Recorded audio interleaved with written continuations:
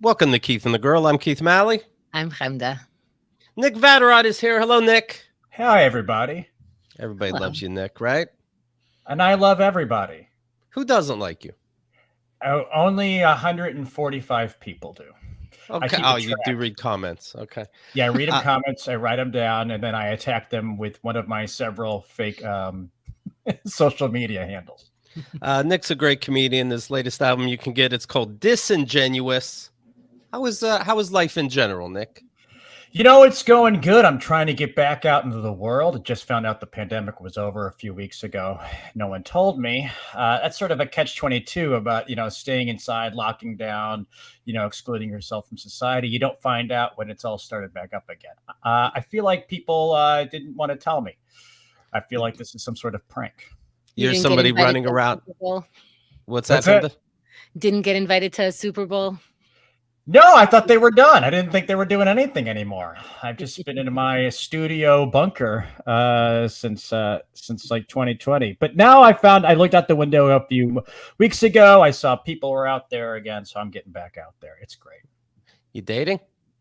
I'm easing into it. You know what I feel like? I feel like that when you get older, your circles of potential dating situations start to erode. Like when you're younger, you're in all these like social situations. You're going to bars and parties, and you're part of this group and that group, and you're doing a play, and you've got 5 side hustles, and you're all these social situations. And now I feel like in a post-pandemic world, we're making appointments with each other. Exactly. You sort of have to find these people before you go out, because I'm not really going to bars anymore. I'm not going to the parties I go to. Hey, I love being invited to a party, but let's be honest, it's mostly married people and their kids, and I'm not, you used to meet people at work. I work at home. So anybody I meet at my work, it's a catch-22. I've already met them and brought them home. So no point in meeting them again. So there's not a lot of like social situations. I keep joking that I want to like join a cult just to find a new circle of people. Right. I do think that's going to happen. I think like there will be a cult that came out of the pandemic because people are searching. Yeah. Where are people meeting people? Right here. Hi, good to see you. Are you? Is it a bummer? Because when you are on dates, are you good on dates? I know. Does it go at all with You're very creative, and your stand-up isn't your normal stand-up. There's always these extra clever things going on. Are you clever on a date, or is that totally different? You have to be clever in a charming way. I think I learned that like early on in dating, because it's all like, you always hear, that women like a funny guy, but they want like, there's 2 different funny. They don't want slapstick, burp the alphabet funny. Right. What are they looking for? I think they want, I'll be honest, they want you to be funny in a way that it's about them. Give me an example. Not like I got your nose shit. That's like, it's kind of about them, but you're saying you got to go a little higher than that. All right, let me take down notes. Hold on, because that's crazy. So like, I stole your keys. I'm not telling you where I put them as a joke. Let me just get this straight. So pulling the ponytail is not going to cut it anymore. All right, okay. Oh, let's go. Maybe in your 20s. Yeah, I get it. We're older now. I don't know. Okay, so you talk to a girl and you go, "What do you do for a living?" And she says, I teach grade school." You go, "Oh my gosh, that's so fun. I went to grade school." Okay. And now you're like kind of joking, and so that's like you're being funny in a way that it relates to them in a certain way, as opposed to I don't know, just making. There has to be a certain joke. There's certain ways to do jokes that are sort of, and I can't think of anything right now, but if you can be complimentary in your joke, Okay. Like you look good. Haha. Yeah, exactly. I think that's. Oh, and by the way, always say ha ha after you say the thing, so they know it was a joke. Yeah, because a lot of times. Yeah, because they're so stupid, right? Well, you know what? Though, I realized that like comedians, like we and our circle of friends and peers understand that we're comedians, but when someone meets you for the first time, they don't get that you're like a person who like uses humor as a mechanism to function in society. So I was talking to my Steve O'Brien, a comedian, the other day, that like when we meet strangers, so many times we make a joke and they don't. Does that ever happen to you? You make a joke with someone in real life and it just goes so over their head because they don't get that you're like a funny person. I regret it anytime I do it. Really? Yeah. And what am I doing it for? Because what's the payoff? A smile? Who gives a shit? How's that going to change my day? Right. I'll go to buy something at a bodega. Somebody is in front of me, buys coffee and a donut, and says, "All right, I'll pay you later. Bye." And the woman goes, "Bye." And I go, "Okay." And she goes, "Blah blah blah. $8.25 you owe me." And I go, "Yeah, I'll pay you later. Thanks." As I'm opening up my wallet, and she goes, "No, he's actually owns the building, and so he comes and pay." I go, "Oh, I'm just joking. The money actually is already out on the table. I was just being stupid. And for what? I don't know." Like you're gonna go, "Oh, you know what? Neither here nor there. My husband's the president of Showtime. We want to give you a 4-episode special because, goddamn, you're a hilarious guy." Why would I do it? Again, best case, a stupid smile. Who gives a fuck? And worst case, I'm stuck there for 30 minutes trying to explain you didn't offend me. I will indeed pay now. I did that. I did something stupid. I regretted as soon as I tried telling a joke because I'm telling a joke out in the wild, but I put on my "I'm a regular person" voice, which is Chemda, stop. I can't. But I'm. It's like you said earlier. I feel like I'm practicing again socializing, and I'm like appropriate to socialize, to joke with, not appropriate to joke with, and I'm assessing constantly, way more than I used to, right? So Keith took his driving test recently, and I was the adult with him, with a driver's license. So obviously we're the same age, but that was my joke. We go to an obvious official person, had a clipboard.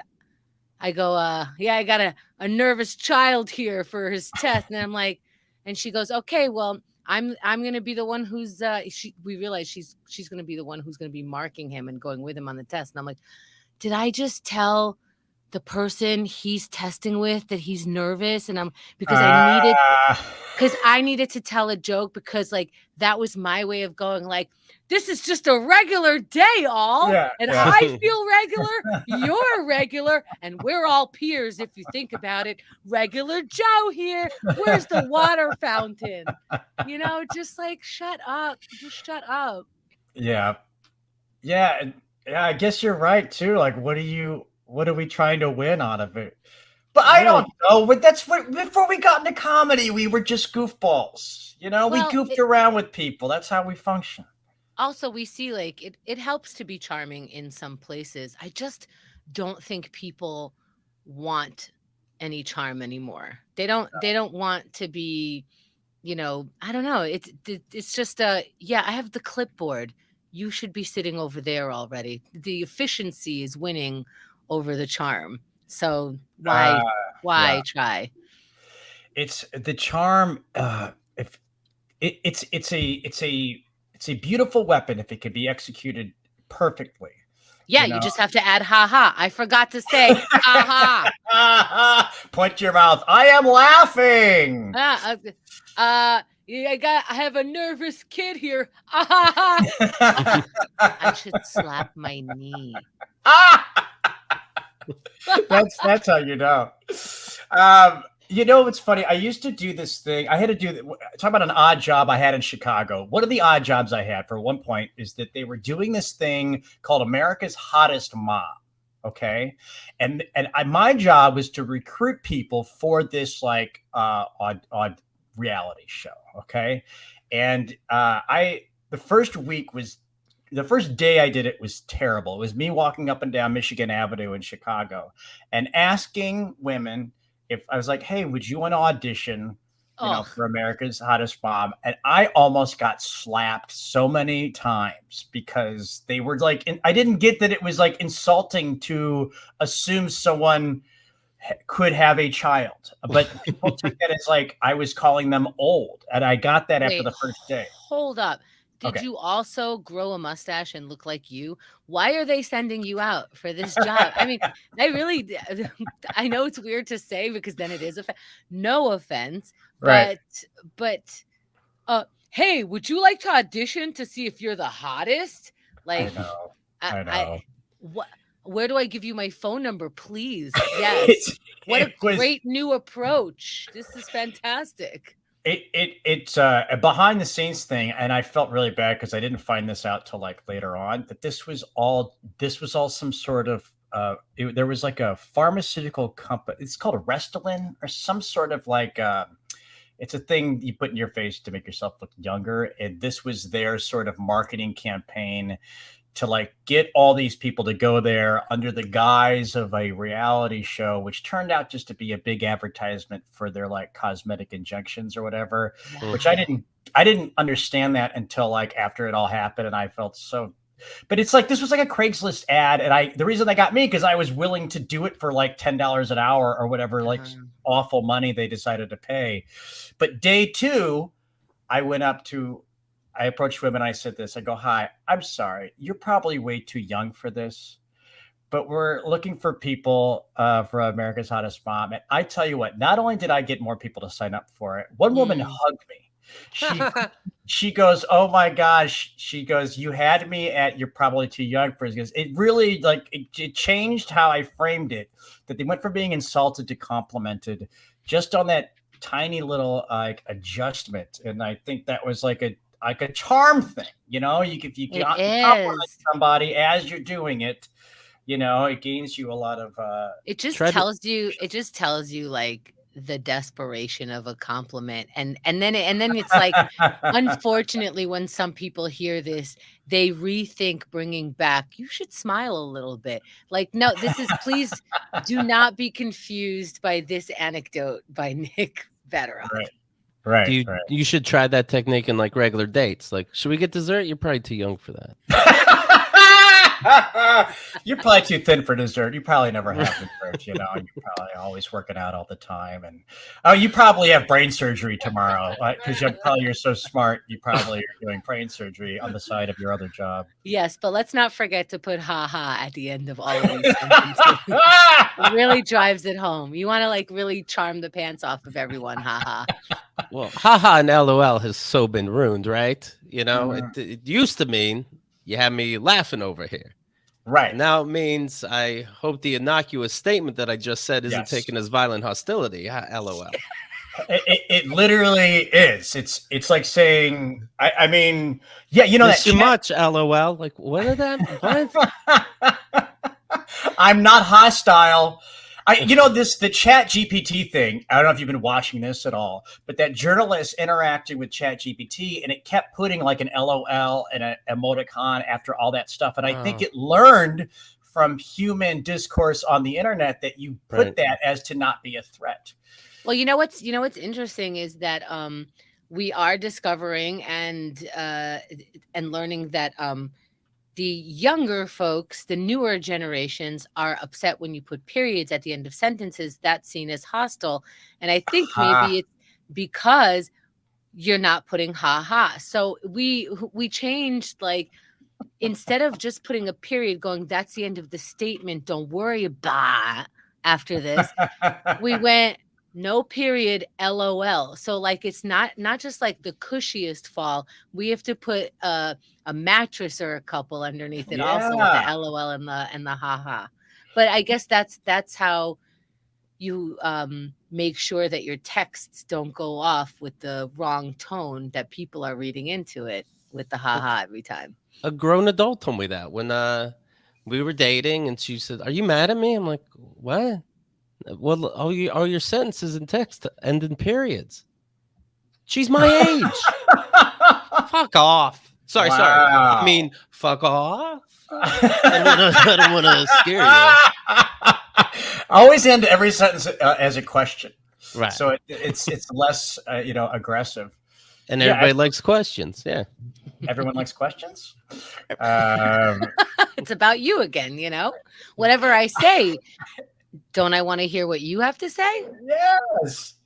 I mean, I do think that like 90, I might say 8% of all conflict is just a language issue. It's some sort of like, misinterpretation of intention, or, like, because that many people can't be mad at you, Nick, right? It has to be a misunderstanding. And it's all because I used the wrong, I mean, I don't know.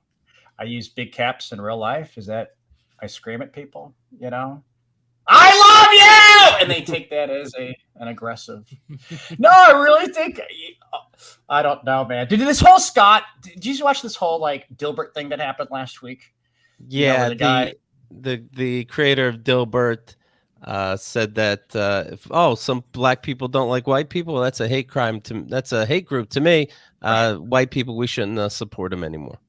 It hurts my head because he's like, the whole reason this, or at least this latest jumping off of his like ignorance, is like this like Rasmussen poll where they asked people like, what do you think of the phrase "it's okay to be white"?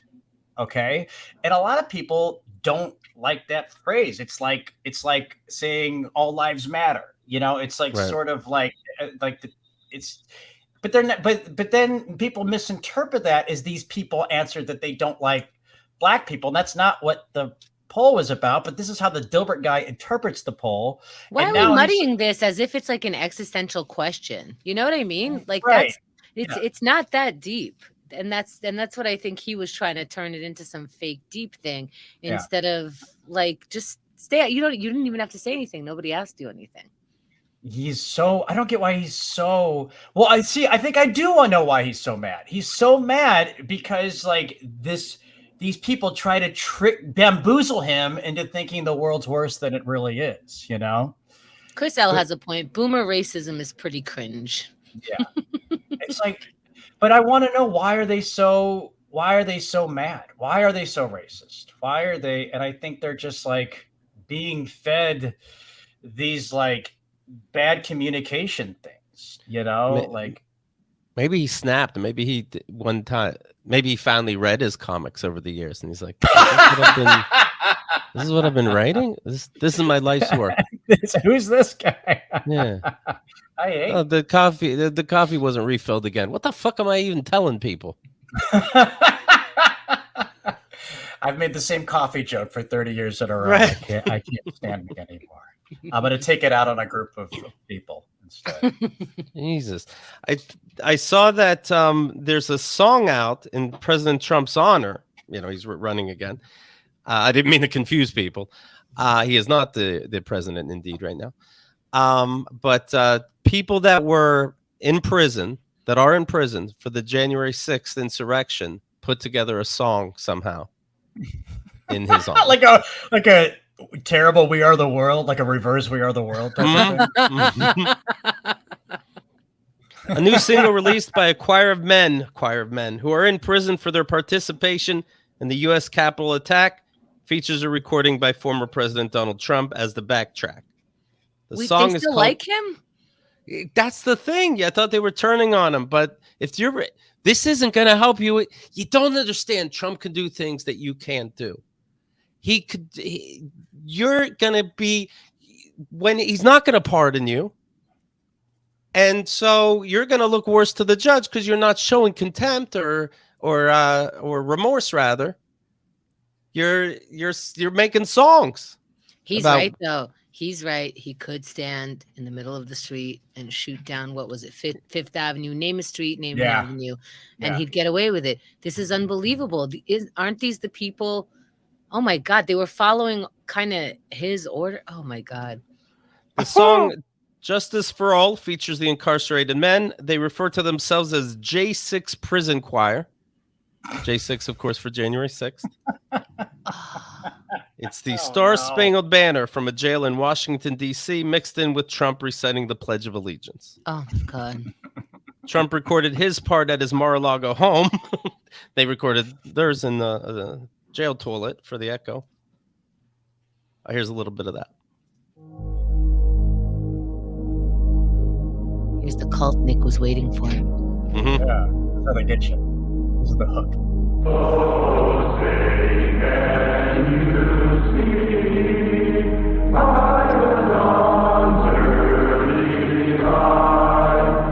They sound like they have a dick in their mouth.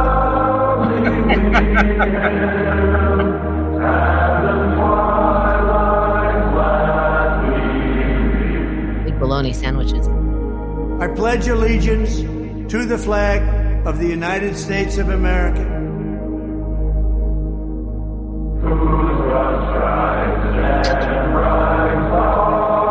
They came up with the song?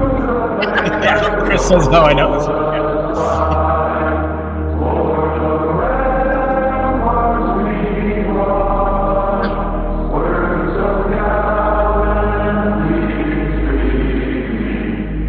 In the round now. And to the republic for which it stands,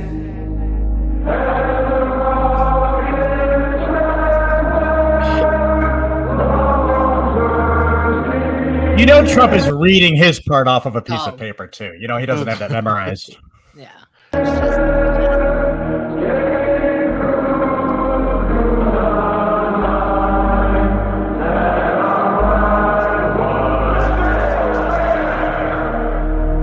one nation, riot? They just got powerful. Still there. I think that was just passion. Okay. under God,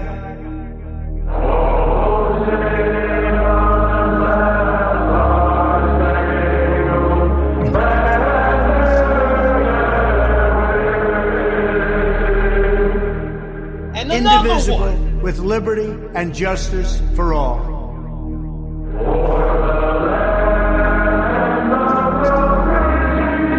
You guys aren't free. Justice for who? Right.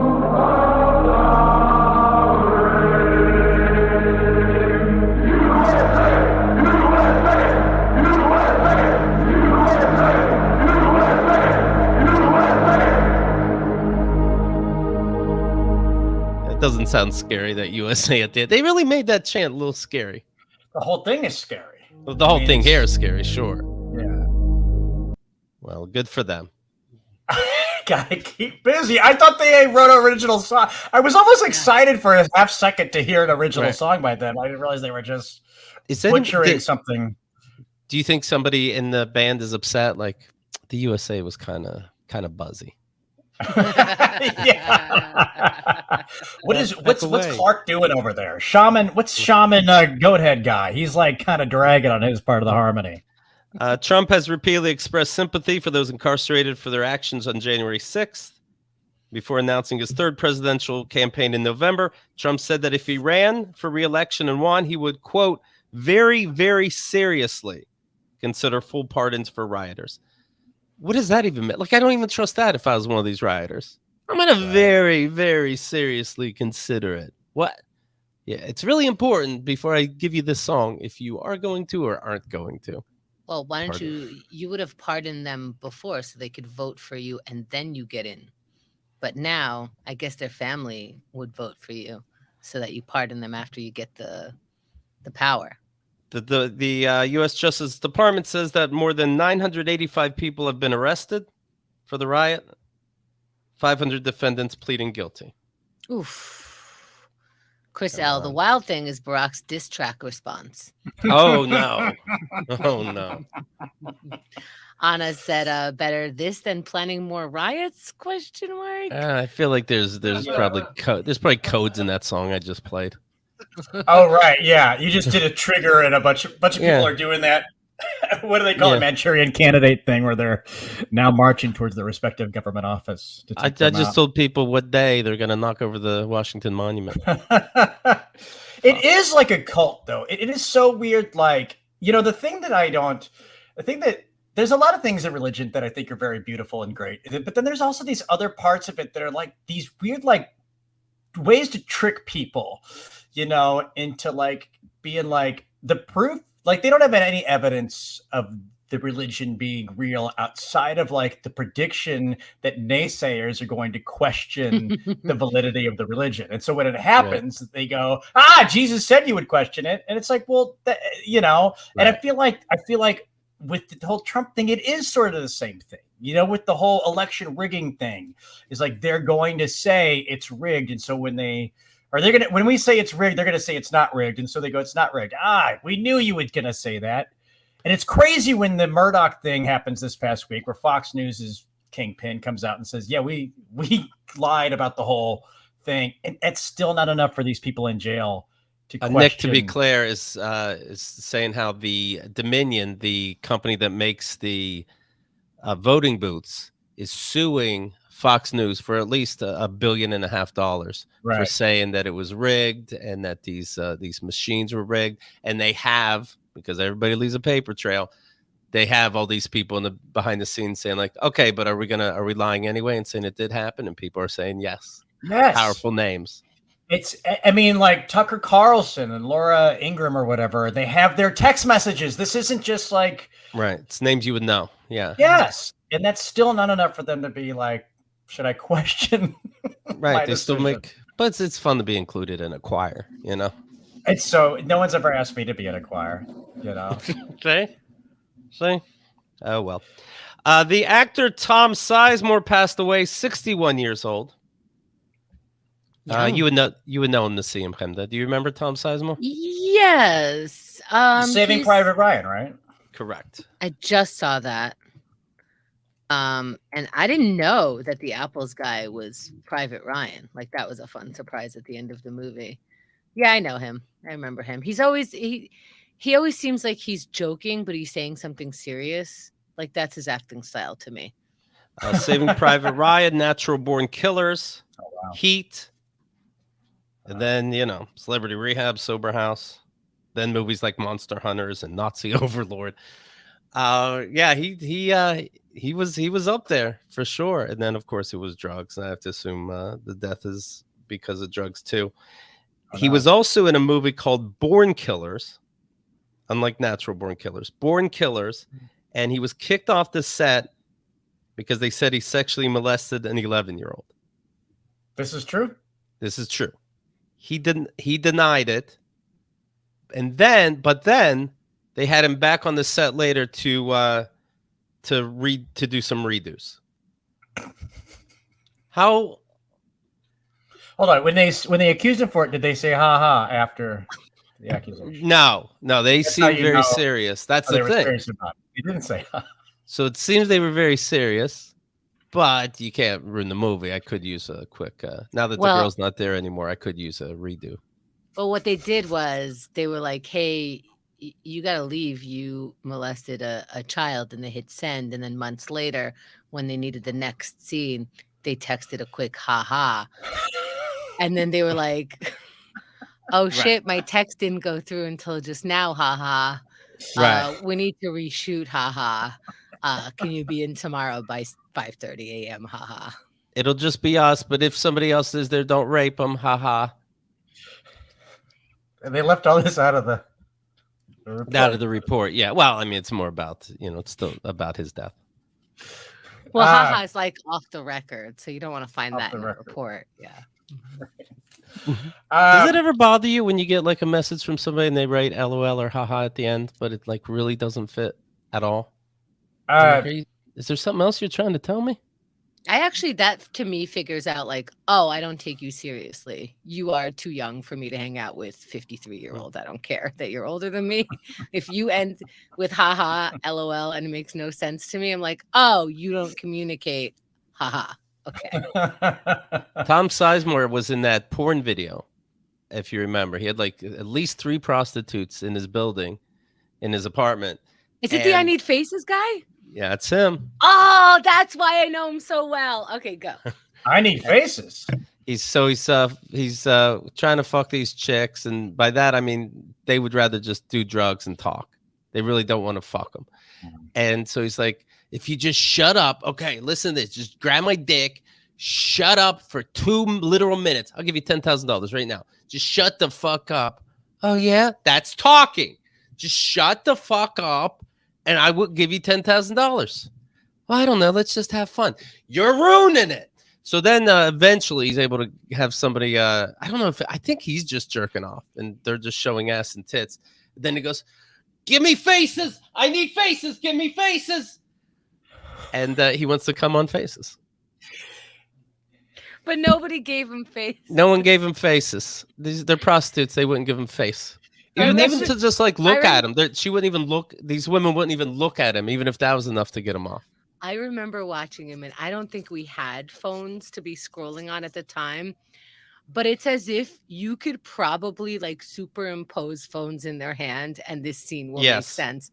It was unbelievable because I'm thinking like, look, this guy's paying for a service, and it's like going like, check please for the waiter, and the waiter is like pretending to not have peripheral vision as they're looking like beyond you. Yes. You know, it's like, check please. It's like, cold out today. That's weird.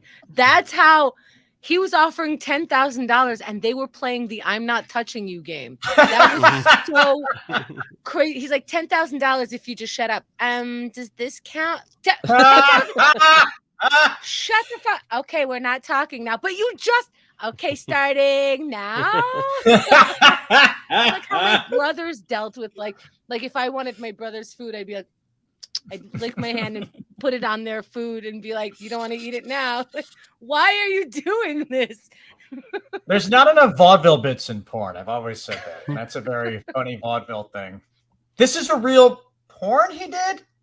But what is this? It's supposedly it leaked, that kind of thing. And he's filming a day in the life of his fun, if you get my meaning, for his later enjoyment. That later enjoyment leaks out to other people. We watch it. We call him the I Need Faces guy because Chemda needs a reference. It is funny if they just wouldn't turn and look at him and it was just the back of their head and he was getting very frustrated. It was worse close. than that. It was worse. Just show me the back of your heads if you're going to be such fucking bitches. They were such cuts.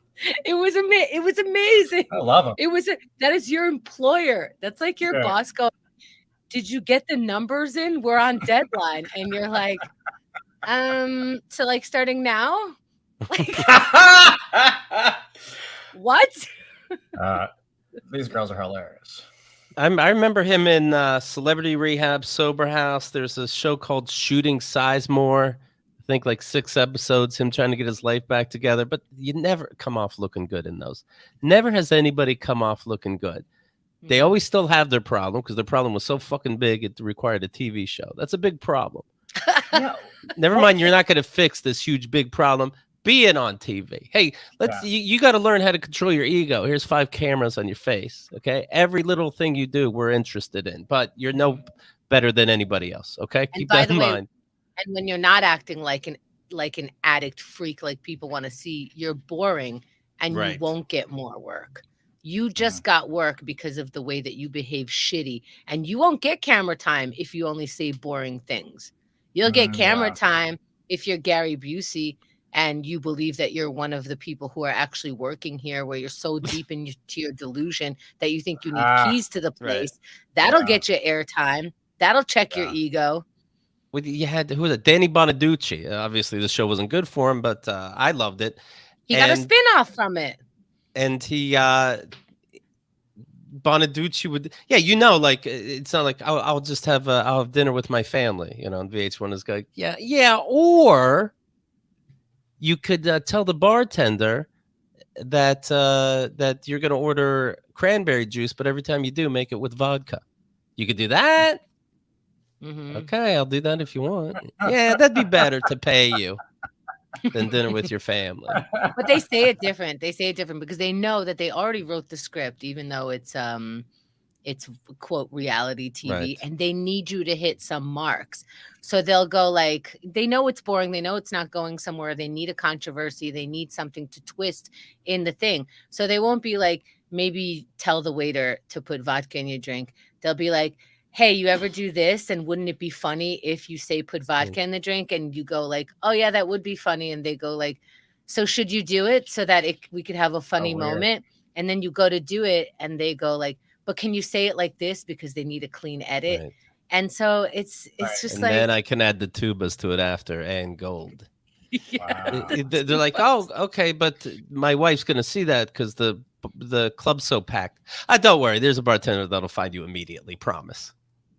See, I feel like everything's a cult because this sounds like the same manipulation. Trying to get people to do things and then not say it's my idea. Oh shit! It's I remember, good to see who should I kill? you. One of those shows, probably Sober House, had him and Heidi Fleiss. I remember her. The madam that they used to date. He beat the shit out of her, but was still in love with her, and they put them in the same house. Again, I didn't go to school for this, but I'm gonna assume that's the opposite of the most helpful thing you're supposed to do. That is insane. Yeah, I don't get why we have. So why do we care that Tom Sizemore? I don't know. I don't care about death anymore, really. I used to have like reverence for it. I think welcome, Nick. Yes. I hate We just it all. reported for fun. I have a purpose now. I finally have a purpose. I'm So going as a back to my bunker. As a brain aneurysm, he passed away peacefully in his sleep. He was with his 2 sons and his brother. This was in the hospital. Sizemore family said that doctors informed them a week ago that there is, quote, no further hope and recommend an end-of-life decision. Oh, rough. Yeah. Young person, 61. Yep.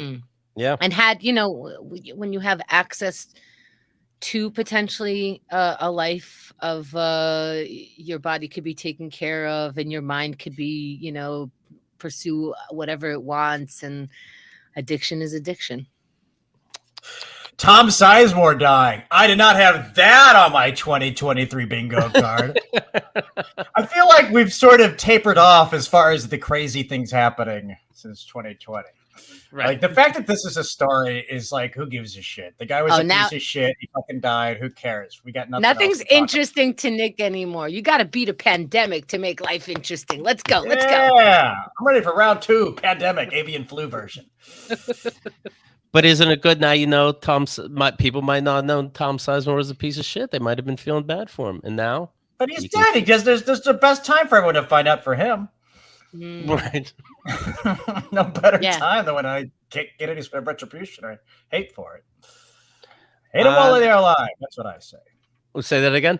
Hate them while they're alive. Forgive. Hate them while they're alive. Yeah. Give them their thorns while they're around. Yeah. Yeah. I agree. Now. Joseph is writing, hey, I love VIP. Yeah. Thanks for all the great content. The last Q&A, bah-ha-ha-ha-ha.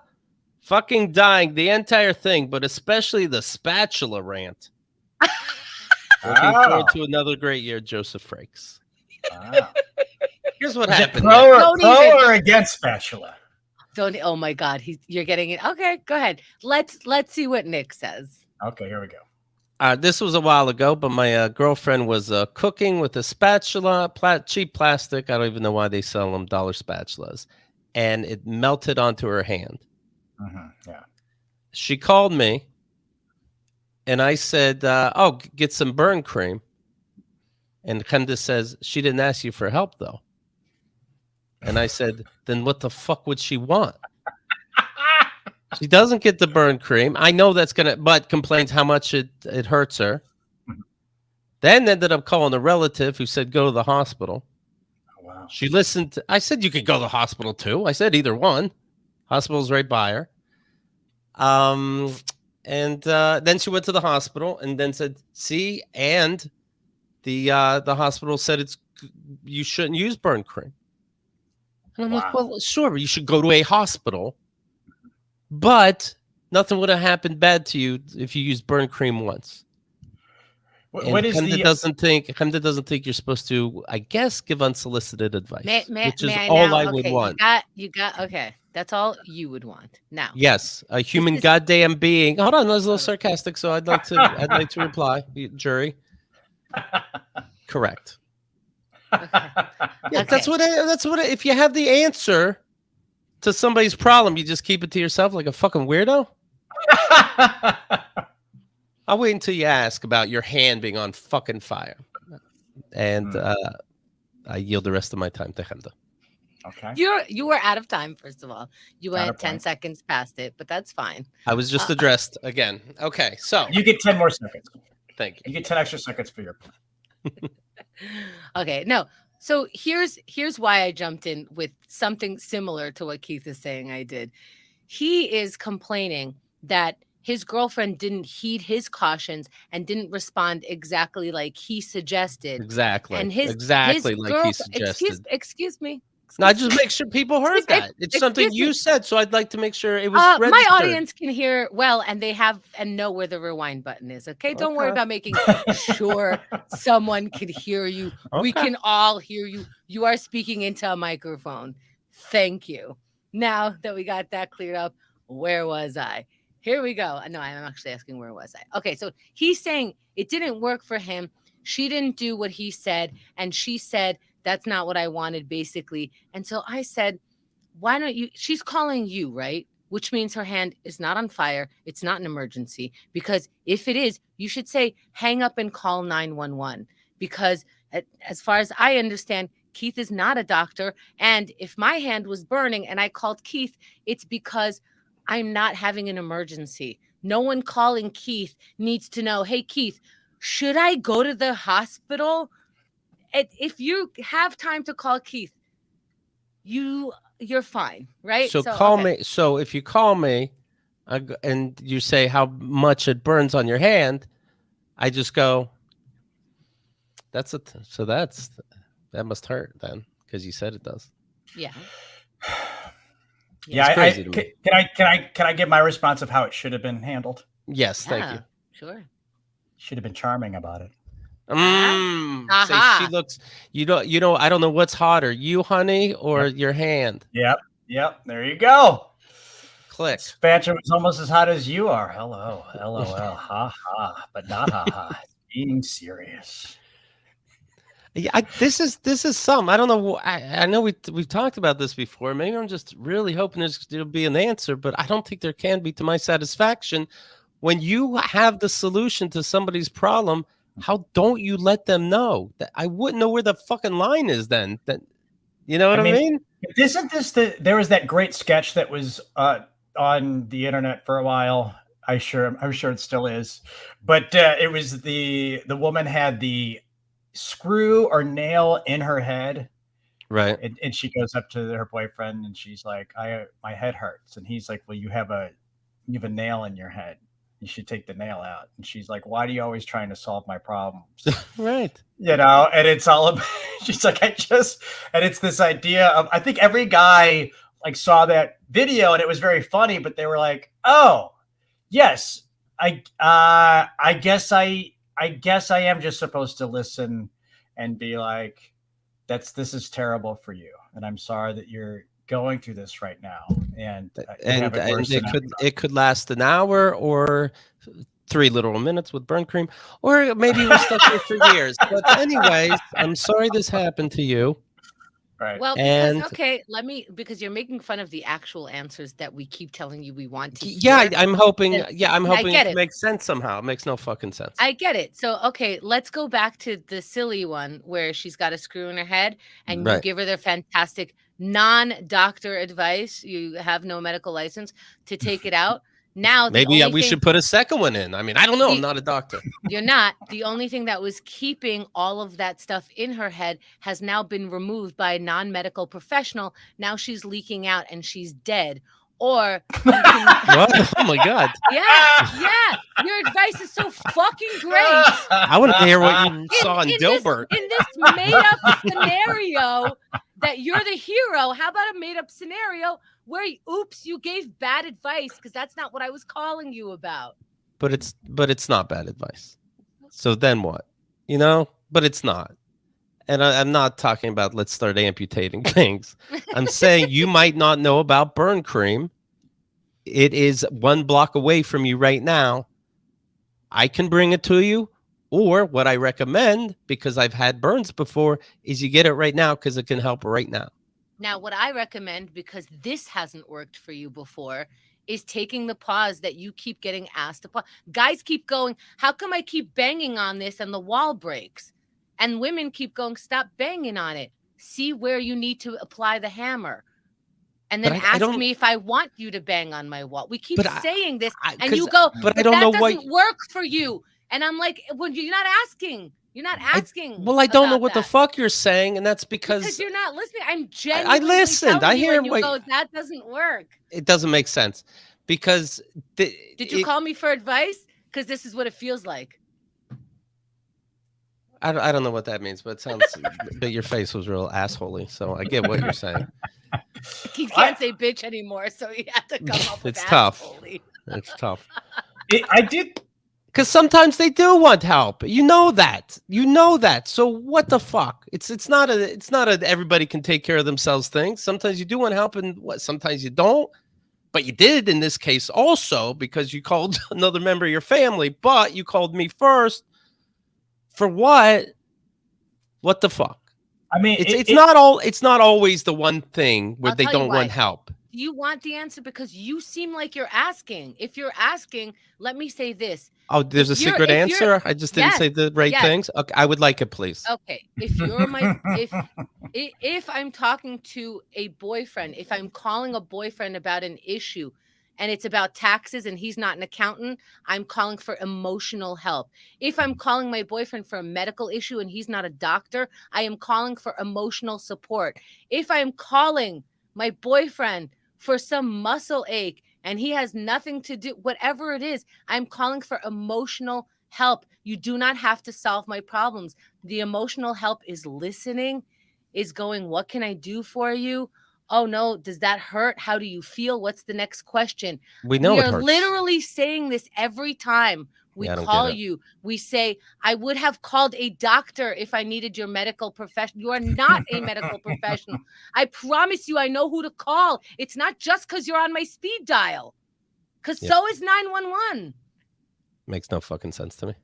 It still doesn't make sense. No, it doesn't. It makes no sense. Well, I think part of the reason it doesn't make sense is because, like for instance, I'm somebody. I remember I would have like I'm somebody who does I don't want support, you know. And maybe a lot of guys are like me, you know. Like let's say if I have like a bad set, if I have a bad comedy set, and then afterwards I'm like, I fucking bombed, and then the person I'm with is like, well, I thought you were great, or I thought you were funny, or I loved you, that doesn't help me at all. And I get that the reason that's being said to me is because that person would want that to be said to them. But if you keep saying, Nick, I'm sorry, if you keep saying, I don't want to hear that, and that person goes, but why can't you take what I'm saying? I'm trying to help you. And you're going, that's not how I want your help when I get off stage. Please listen to me. It's like, but how could you not want my help in this way? It's because are you even fucking listening? I don't want that. I know that Keith, when he's upset, don't talk to him unless you have a joke about what he's upset about. Don't fucking do it. If you could make him laugh, then he can start talking about regular shit. But otherwise, don't tell me it's going to be better. He'll just be annoying. Right. I don't want that. Don't try to make me laugh when I'm upset. I want to be upset for a little while. I want you to ask me about why I'm upset. I have guidelines too. But if I don't listen to your guidelines of make you laugh, that's how you operate. That doesn't mean that's what I want. And I keep saying, this is what I want. Why would somebody not want a problem solved? Why would somebody want to laugh? I'm being serious. I'm being completely serious. Have the it's not that I don't want the problem solved. I'm saying I'm not coming to you for the problem solving. You are not the one. What I'm saying is you don't have the answer. It's not, I don't want the answer. That was rude to call me just to tell me that. That was a little fucking. Why not? Because I need something different from you. It is an emotional help. How do you do that? Helping. How do you emotionally help? Yeah. Okay, so you call me with your melted. My hand is on fire. It hurts so much. I sent you a picture. The spatula melted on it. God, it fucking hurts so much. Okay, now I'm assessing. You already had time to send it to me. You're calling me saying it hurts so fucking much, which means you're an adult. You know that there's an ambulance. You know that there's so you are, sweetie. First, I got to ask you this: do you need a doctor, and do you want me to come with you? I think so, maybe. Okay, I'm ready to come with you. Where should I meet you? Should I no, pick you up? I don't know yet. Hospital? I don't know yet. God, it hurts. Okay, let me come to you. I'll kiss it. No, don't do that. You don't have to do that. Okay. What can I do for you right now? Why are you yelling? I'm not trying to yell. I could lower my volume. What do you need? No, it's just it hurts a lot. Oh. I just wish it didn't hurt so I can get your big penis again. It's so huge. Your penis, it's huge. Nick, I think he's talking to you now. I don't know. It went a little different than I thought. Okay, let me try. Let me try. You Okay. ready? Go ahead. Hello. Hey, I my hand it's burning. Tom Sizemore died. Oh, they see the way he's giving me faces? Yeah. Accused He is pedophile. funny. God damn, emotionally, I'm so fucking happy. Yeah. To it's hard- hit, he Yeah. wasn't a good guy, and I'm just Yeah. happy that I'm not thinking about. You're not even thinking about your pain anymore. Yeah, And now you I guys am. will know what it's like to be in a gay relationship. You prefer it. You see, it's like you get it now. It's so much easier, better. Like that's the choice you would make, not being straight. Who chooses to be straight? That's crazy. I think it also I think I've sort of made a decision in the past year that I'm not giving people advice anymore in general, because I think there is and maybe this is, I think for Keith for sure, I think in a lot of people you want to help people, you want to you see people struggling with something and you want to help them out. It's the whole point of why we're here. It's the whole point of life. It really, I think if you're I guess in our mind, you're a shitty person if you don't want to do that. But I've seen no one ever takes the advice. And a lot of times people, no matter how good the advice is, I have friends that are like, oh, I want to I'm trying to work on this creative project and I can't seem to get this creative project going. And do you have any advice on how to do it? And I'll say, well, this is what's worked for me. It might not work for you, but maybe there's something. And it doesn't ever get the person to do this creative thing, or they find a reason why my advice is invalid or whatever. And there's a million different versions of this. And I feel like some people just want to find a reason why they can't be helped. Maybe I don't know. Then helped. What you're not realizing is you helped. Whatever they called you about is what happened. Just because they didn't take your exact advice on the timeline that you're ready for them to take it on, it doesn't mean you didn't help or didn't do what you were supposed to do or what they needed at the moment. They needed a sounding board. They needed to maybe hear your version of it, and then they need to wait. They need to figure out what their own next step is. And just because they even know what the next step is doesn't mean that they can take it. And the next time they call you, they might need to hear it again. And then the 10th time, and the 11th person to tell them will not be you. And all of a sudden they hear it and you're rejected because I've been telling you this 10 times. They heard it on the 11th time because that's when commercials sometimes seep into your subconscious. So they heard you. You got your thing out. You got your advice out, but you are not the world's coach, and not all of your advice is genius or gets taken exactly how you want it to get taken. You can't have result-oriented anything except for your own fucking shit. You put your information out there. However they take it is perfect. That's it. You did your job. The end. It's a good way to look at it. A terrible way to look at it. It's fucking nuts. I mean, I think most people, they know what the answer is. And for some reason they ask, you don't fucking know. Right. How do you get in shape? You don't fucking know. But maybe I just want to talk about it. Maybe that is the first step in 100 more steps before you see me doing anything about it. You either want to participate in this conversation or you don't. Ryan is ready. Okay. I was just gonna read this. Let's see, you guys. I like whenever there's a lot, so this must be deep. You guys doing it wrong. LOL. You don't give advice or fix it. All you have to do is just agree with whatever they're saying and mimic their level of emotion when you say that sucks or wow, crazy. Ryan, what a great way to live. What a great fucking way to live. Back. I don't know. I can't change. I will always be helpful.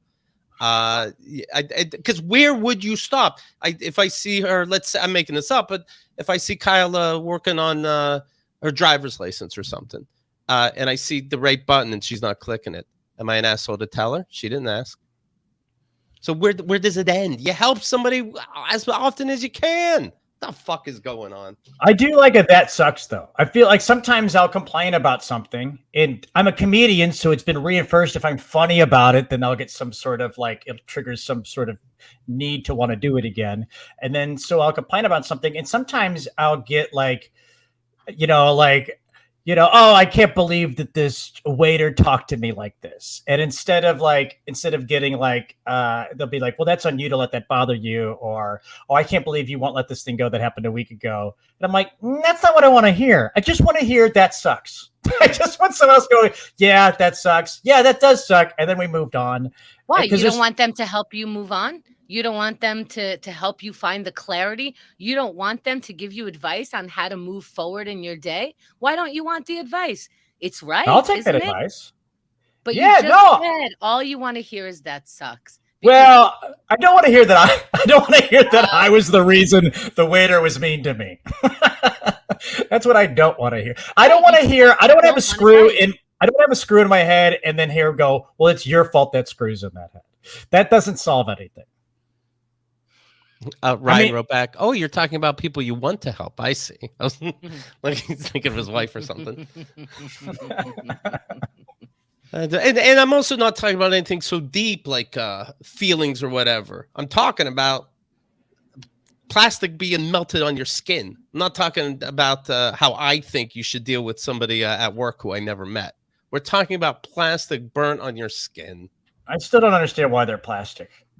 They shouldn't sell those. I don't know. It might have even been mine. I don't know. Maybe it's all my plastic spatulas got like just war torn pan marks in there. How much plastic I've eaten in an omelet? Who knows? We'll never know. It's going to be in my vows, and I promise not to help too much. And if you broke your leg, for example, I promise I'll make you feel better emotionally. Unless you're a doctor, I don't know how you're going to make my leg feel better. No way. There's no way I could. I broke my leg and I want you to help me fix it? Yes. I'm going to go downstairs with the drill and fix it. That's where we're at. No, but guess what? I can walk with you and treat you nice while we're working on your leg. Is that okay? Is that more physical than emotional? Thank you for asking how you can help instead of just deciding exactly how I don't want help. Yeah, we're all working off different. Like we have a different. I feel like a lot of the advice that people give too is another version of this works for me, so therefore they assume it works for everybody else. I'm kind of anti-positivity. Like that's sort of like a thing I've decided recently. I think there's toxic positivity. I think there's like just people are like delusional with their positivity sometimes. And I think that's a problem. I get that it works for other people, but like people are like, just got to hope for something and it'll come true. It's like, okay, well, you're the reason nothing ever works out for you. All right, so that's on the Q&A. Oh, wait, somebody, we got so far into this shit, but somebody wrote something really nice, and now I'm scrolling through too much, and I thought that I can, here we go. I did do it. Bad Beef said, started listening to Chew after the marathon this year, and it is such a wild and beautiful ride. Yes. Thank you, Bad Beef, for listening. Super quick. How do you get Q&A? How do you get all the VIP stuff? KeithandTheGirl.com/VIP. I think we put out like 5 hours a week extra stuff on KeithandTheGirl.com/VIP. It's behind the scenes stuff. It's, was Nick an asshole? You'll find out on last week on Keith and the Girl a week from now. Wait, you guys didn't record all that stuff before the recording, did you? Well, I was in a mood. Let's see what else. Oh, you know what? I'm going to play a clip from a last week episode that we just recorded. This is we talk about Chris Rock's brand new special that just came out. We got to see it live, so you'll hear us do some yapping on that. And again, you can get that last week. This is just part of the show at KeithandTheGirl.com/VIP. Thank you. And our anniversary is on Tuesday. 18 years of Keith and the Girl. Just wanted to throw that out there. Congrats to you all for 18 years. That's Thank insane. Thanks for being part of it. You're so much fucking fun. This Well, is you like, all are fun. well, one of the huge reasons why 18 years of podcasting has been amazing is because we got to meet and play around with people like you, Nick. It's so good to see you. It is a fun, like format to have fun with people, that didn't exist before podcasting. You guys are pioneers of it. And just before that, it was like the only way you could be fun with people was to either do stand up by yourself or do improv with other people. That was like it. And then this is there was like no way to like just talk with people and have fun. I guess radio shows to a point, but I don't know. There was like a gatekeeper situation, like now podcasting is great because it's anybody can do it. And congrats on 18 years of being the forefront of that. Thank you. Follow Nick online, nickvatterott.com. Nick Vatterott, you can also follow on Instagram. You know what's doing. And like I said, the album is called Disingenuous. Oh, yeah. You all should subscribe to my YouTube because I got a thing I've been working on. I had an old album called For Amusement Only, and it was a CD album. Disingenuous is like this like movie that I did, and I had a lot of fun editing that. I have this old footage that I shot when I did the Comedy Central album that I've been editing. I'm going to try to put it out this week, and it was challenging because I had to like sync up the entire film to the audio of the album. And it took me 9 years to do it, but I finally did it. So subscribe to my YouTube and then I'll throw that out this week. I do so many bits on that album that are like sight gags that I thought would be funny to do a sight gag on a comedy album. And then what is it? It's a click. Go to Nick Vatterott's YouTube channel. Make sure you're subscribed to Keith and the Girl, to Nick Vatterott, all of it. Make sure you hit those buttons. Click a like button or two once you get there. Why not? That makes every comedian smile in their pants. Everybody, I hope a low mouth. I hope everybody has a good day. Not to tell you what to do. You want to have a bad day. Have a bad day. It doesn't bother me. You got any problems? Well, I know nothing about it. How about that? All right. Good. Finally, you admit it. You really don't. I hope you trip on something. I will. Your dreams. Look how you manifest. All right. That was great. Are we still live? Thank you all for listening. Of course. Yay. I want to look at all these beautiful people. Anna says amen. I don't even know to what, but I love that. Thank you. We're a cult, so put that amen in there. That's right. That's right. More biblical stuff. Yeah. Thank you all. See you next time.